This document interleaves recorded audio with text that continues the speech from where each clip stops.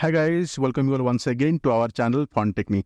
सो guys, आप देख पा रहे हो कि निफ्टी ऊपर से ऑलमोस्ट 10% नीचे गिरा है। ठीक है, पहले भी मैं आपको बता चुका हूं कि किस तरीके से ये ऊपर से क्यों नीचे गिरा, क्योंकि जब भी इस तरीके से हैंगिंग मैन का सिचुएशन बनता है, यानी कि इस तरीके से आप देख सकते हो कि ये जो हैमर है ये ऊपर बना है, इसको आप हैंगिंग मैन भी कह सकते हो। ठीक है, तो इस तरीके का सिचुएशन जब बनता है तो आप क्या कह सकते हो कि ये जो सडन नीचे आ जाता है तो इस एरिया को ये फिर से फुलफिल करने के लिए आएगा। ओके, तो ऑलमोस्ट उसको टच करने वाला है, तो हो सकता है कि ये 23,900 के आसपास फिर से इसको टच करेगा। ओके, अब ये जो नीचे आएगा हो सकता है क्या इससे ये ऊपर चला जाएगा या फिर और नीचे चलता जाएगा, इसके बारे में हम डिटेल में मैं बात करूंगा। ये मार्केट अभी यहाँ से रुकेगा या फिर गिर जाएगा। ठीक है, यानी कि ये लॉन्ग टर्म रिसेशन आने वाला है या फिर ये शॉर्ट टर्म एक करेक्शन हुआ है। ओके, मोस्टली जो ट्रेडर्स होते हैं उनका पोर्टफोलियो में small cap and mid cap stock होते हैं। Mid cap and small cap index या फिर निफ्टी स्मॉल कैप 250 इंडेक्स में मैं आपको एक बहुत ही इंटरेस्टिंग चीजें बताने वाला हूँ कि ये कैसे बताता है कि कब बड़ा डाउनफॉल आने वाला है और कब ये शॉर्ट टर्म करेक्शन है। आइए समझते हैं कि किस तरीके से आपको देखना है। निफ्टी स्मॉल कैप 250 का चार्ट मैंने ओपन किया है। आपको करना क्या है, यहाँ पे इंडिकेटर सेक्शन में जाके मूविंग एवरेज लगाना है 50 ईएमए का। ठीक है, यहाँ पे ईएमए लगाना है। आप सिंपली यहाँ पे ईएमए अगर लगा देते हो तो आपको यहाँ पे मूविंग एवरेज एक्सपोनेंशियल आ जाता है। ओके, इसको हम 50 में कन्वर्ट कर देंगे थोड़ा सा इसको, और स्टाइल में जाके इसको बड़ा कर देंगे ताकि आपको क्लैरिटी से ये प्रॉपरली दिखे। हो गया, अब पूरा पीछे चले जाते हैं। तो इसमें देखना क्या है मैं आपको समझाता हूं। सबसे पहले तो लेट सपोज ये आपका निफ्टी का स्मॉल कैप का चार्ट है, ये ट्रेंडिंग में चल रहा है। ओके, अब ये आपका निफ्टी 50 ईएमए है। ओके, तो जब भी मूविंग एवरेज के नीचे कॉन्स्टेंटली 4 रेड कैंडल बनाए, मूविंग एवरेज नीचे क्लोज करने के बाद ये 1 हो गया, ये 2, ये 3, ये 4 हो गया, तो आप मान सकते हो it is a big down trend. Okay, ये बिग डाउन ट्रेंड यानी कि बिग करेक्शन होने वाला है। ठीक है, अगर ये 1-2 कैंडल बनाने के बाद यहाँ पे लेट सपोज ये ग्रीन हो गया, ये दोनों ग्रीन है, ये रेड है, और ये रेड होने के बावजूद भी चांसेस यही है कि मार्केट फिर यहाँ से संभल के फिर ऊपर जाने लगेगा इस तरीके का। ठीक है, लेकिन अगर कॉन्स्टेंटली अगर फिर से लेट सपोज यहाँ पे आके एक बार ऊपर जाने के बाद फिर से अगर 4 रेड कैंडल इस तरीके से बनेगा, तो फिर आप ये मान सकते हो ये थोड़ा बहुत संभल के फिर नीचे इस तरीके से नीचे जा सकता है डाउन ट्रेंड। ओके, अब ये कहाँ से रिवर्सल करेगा वो तो अलग बात है। फिर तो अगर आपको ये समझ में आ जाएगा तो आपको ये क्लैरिटी हो जाएगा आपको मोर इन्वेस्टमेंट करना है या फिर एग्जिट करना है। तो आई होप आपको समझ में आ गया कि what you need to find 4 red candle below 50 EMA. Okay, continuous होना चाहिए ऐसा। ओके, अब मैं आपको चार्ट में समझाता हूँ कि ये किस तरीके से दिखेगा आपको। यहाँ पे हम निफ्टी स्मॉल कैप के चार्ट में आ चुके हैं। आप यहाँ पे मैं पूरा स्टार्टिंग से यहाँ से दिखा रहा हूँ जहाँ से आपका चार्ट अवेलेबल है। ओके, निफ्टी स्मॉल कैप का थोड़ा सा इसको जूम कर देते हैं ताकि आपको क्लैरिटी के साथ समझ में आ जाएगा। कैन यू सी हियर, यहाँ पे देखो 1, 2, 3, 4 कैंडल बना, थोड़ा सा ऊपर गया फिर से नीचे आ गया। यहाँ पे भी 1, 2, 3, 4 ये वाला ऊपर चला गया था, उसके बाद 1, 2, 3, 4 कैंडल बना, उसके बाद कंस्टेंटली ये देखो डाउन ट्रेंड में चला गया। ओके, फिर यहाँ पे देखो नीचे आया था कंस्टेंटली 1, 2, 3, 4 बना, उसके बाद ऊपर चला जाएगा। अब ये 4 कैंडल बनने के बाद चांसेस यही है कि ये नीचे चले जाए। ठीक है, तो ये जो सिचुएशन बना है ये ऊपर से जो बना है मैं वही बता रहा हूँ, ये तो नीचे से ही दिखा रहा है, तो यहाँ पे चांसेस कम होता है कि नीचे जाएगा। ठीक है, अब यहाँ पे भी देखो 1, 2, 3 कैंडल बना, उसके बाद चौथा कैंडल ग्रीन बन गया, फिर ऊपर चला गया। लेकिन ये अगेन एक बिग टॉप है। अब बिग टॉप से 1, 2, 3, 4 कैंडल बना, 2020 का मैं दिखा रहा हूँ, फिर से 2020 में 4 कैंडल बना, कंस्टेंटली नीचे आया। उसके बाद आप देख सकते हो कि किस तरीके से प्राइस करेक्शन हुआ है। ठीक है, फिर यहाँ पे कंस्टेंटली मार्केट देखो हाई के बाद हाई लगाता गया, अब मूविंग एवरेज के पास सपोर्ट लेके फिर ऊपर चला जाता है। अब यहाँ पे फिर से 2 कैंडल बना, तीसरा कैंडल ग्रीन हो गया, उसके बाद ऊपर चला गया। ओके, यहाँ पे भी इस हाई से नीचे आया, यहाँ पे 1 ही कैंडल बना, फिर से ऊपर चला गया। यहाँ पे 2 कैंडल नीचे बना, फिर से 2 कैंडल ग्रीन हो गया, फिर से ऊपर चला गया। फिर से यहाँ पे भी 2 रेड कैंडल बना, फिर ऊपर चला गया। यहाँ पे भी नीचे आया था, फिर यहाँ पे 2 कैंडल बना, फिर ऊपर चला गया। ओके, और यहाँ पे भी देखो 1 कैंडल बना, उसके बाद ये दोनों कैंडल रेड है, उसके बाद ये ग्रीन है। ओके, अब यहाँ से थोड़ा सा 5% का नीचे, ये 4 कैंडल बनने के बाद फिर थोड़ा सा नीचे गया, फिर से अगेन ऊपर चला गया।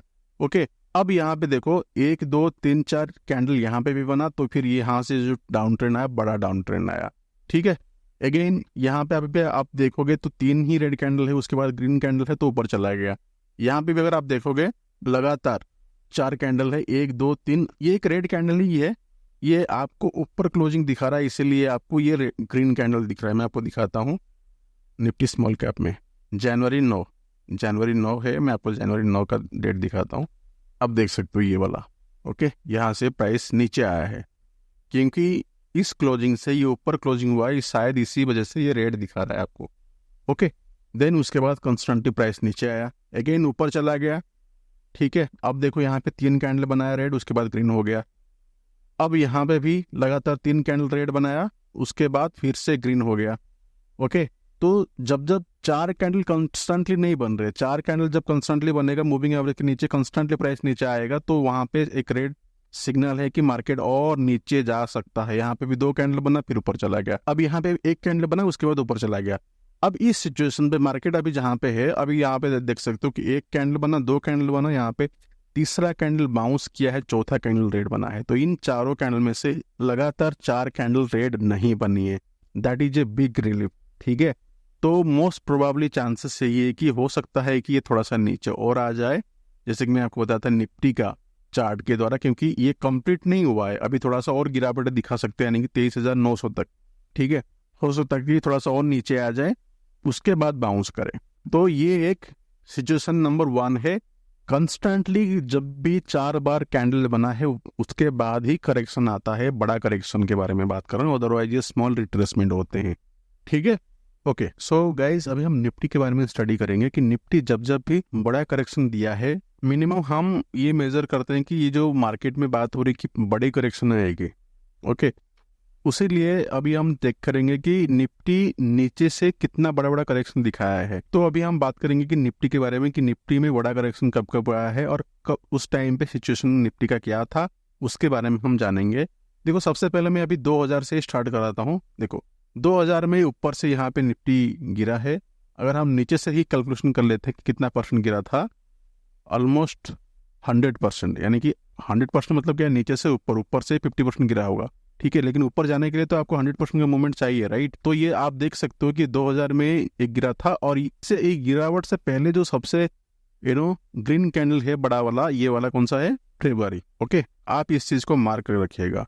2000 में फरवरी महीने में लास्ट ग्रीन कैंडल था, उसके बाद ये नीचे आया था। ओके, करेक्शन था इसके बाद। उसके बाद देखो यहाँ पे एक बड़ा गिरावट आपको दिख रहा होगा 2008 में। 2008 में अगर हम देखते हैं, यहाँ पे नीचे आया था, और नीचे से अगर हम इसको मेजर करते हैं, ये 181% नीचे नहीं आया था। इसको फील करने के लिए 181% जाना पड़ेगा निफ्टी को। ओके, तभी जाके ये फील होगा। ऊपर से अगर हम इस करेक्शन को देखेंगे, ये ऑलमोस्ट 60% का करेक्शन था। ओके, 60% से ज़्यादा था। उसके बाद थोड़ा बहुत ऊपर नीचे हुआ था। ओके, उसके बाद सबसे बड़ा करेक्शन कब था, ये वाला देखो, ये मैं मंथली चार्ट पे ही दिखा रहा हूँ आपको। ये वाला करेक्शन देखो, नीचे से अगर हम मेजर करते हैं ये 65% होता है, ऊपर से अगर हम इसको मेजर करेंगे 40% का correction almost. Okay, so these are the 3 big corrections that has happened in past. ये बड़े करेक्शन है। अब निफ्टी यहाँ पे खड़ा है, थोड़ा सा नीचे आ रहा है। अब ये करेक्शन कितना तक हो सकता है, ये बहुत बड़ा करेक्शन होगा या फिर छोटा करेक्शन होगा, ये 50% के बारे में बात कर रहा हूँ। तो उसको देखने के लिए अभी उस चीज को हम मार्क कर लेंगे कि किस किस महीने में आया था। एक 2000 में आया था, लास्ट कैंडल कौन सा था, फेब का, जो ग्रीन था, ये लास्ट ग्रीन। ओके, ये फेब था, उसके बाद करेक्शन आया था। ओके, 2007 दिसंबर, उसके बाद करेक्शन आया था। देन 2020 कौन सा महीना था, फरवरी, उसके बाद एक करेक्शन हुआ था। बिग करेक्शन के बारे में मैं बात कर रहा हूँ। ठीक है, अब हम देखते हैं कि ये जो करेक्शन आया है, बिग करेक्शन, यहाँ पे निफ्टी का जो पी रेशियो है वो क्या था। ओके, इसके लिए देखेंगे, इसके लिए देखेंगे, इसके लिए देखेंगे। अभी मैं आपको निफ्टी का पी चार्ट दिखाता हूँ कि जब ये बिग करेक्शन आए थे, निफ्टी का पी रेशियो क्या था। अभी आप देख पा रहे होंगे निफ्टी का पी, जैसे कि मैंने यहाँ पे आपको दिखाया 2000 फरवरी, तो 2000 फरवरी में क्या था, 27.32। इसको हम मार्क कर देंगे यहाँ पे 27.32, 27.32। देन 2007 दिसंबर जो लास्ट ग्रीन कैंडल था वहाँ पे क्या था आपका पी रेशियो, 2007 लास्ट का 26.14, 26.14। तो 2000 फरवरी में 27 था, देन 2007 दिसंबर में 26 था, 2020 फरवरी को 27 था। कितना था? 27। इन तीनों में क्या कोरिलेशन है कि निफ्टी पी रेशियो एबव 25 है कि नहीं है? जहां पे बिग करेक्शन आया था, अब निफ्टी का पी कितना चल रहा है?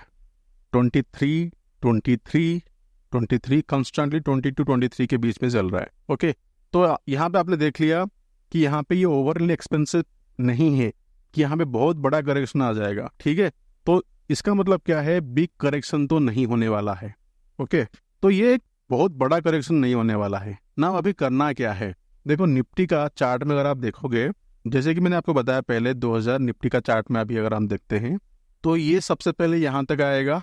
अगर मैं हॉरिजॉन्टल लाइन यहाँ पे एक ड्रॉ करता हूँ, आपको समझ में आएगा, ये वाला इस जोन के पास आएगा। ओके, और एक आप देख सकते हो कि यहाँ पे भी उसी टाइप का सिचुएशन बना है, हैंगिंग मैन, जिसका मूव पेंडिंग है, एक बार नीचे आया कि सडनली ऊपर चला गया था। तो ये अगर मार्केट नीचे आता है तो ये यहाँ तक आ सकता है, इसके बाद ये मूवमेंट कर जाएगा ऊपर। ऐसा नहीं है कि ये बहुत बड़ा करेक्शन होके कहाँ तक पता नहीं कहाँ जाएगा, ऐसा नहीं होगा। अगर ये हो सकता है कि निफ्टी नीचे गिरे और यहाँ से मैक्सिमम 10% का गिर सकता है, जैसे कि 10% ऑलमोस्ट गिरा है और 10% गिर सकता है। That is the maximum situation अगर ये आता है तो। अदरवाइज यहाँ से संभलने की चांसेस बहुत ज़्यादा है। तो मार्केट जब ऊपर जाता है, अब डर तो हमेशा ट्रेडर को लगता है, मार्केट जब ऊपर जाता है फिर नीचे नहीं आ जाएगा, ये भी डर रहता है। मार्केट जब नीचे भी आता है और कितने नीचे जाएगा वो भी डर रहता है। तो डर ऐसा नहीं है कि ट्रेडर्स की टाइम पे अब कभी ख़त्म हो जाएगा, डर हमेशा रहता है, पता नहीं कब क्या होगा। ओके, अभी करना क्या है? तो सिस्टम को क्या करना है? फॉलो करना है। Follow your system. अगर आपने कुछ सिस्टम बनाया है स्विंग ट्रेडिंग करने के लिए या फिर इन्वेस्टिंग के, वो सिस्टम को फॉलो करो, प्रोसेस को फॉलो करो। दूसरा क्या करना है आपको? Trade with 50% capital.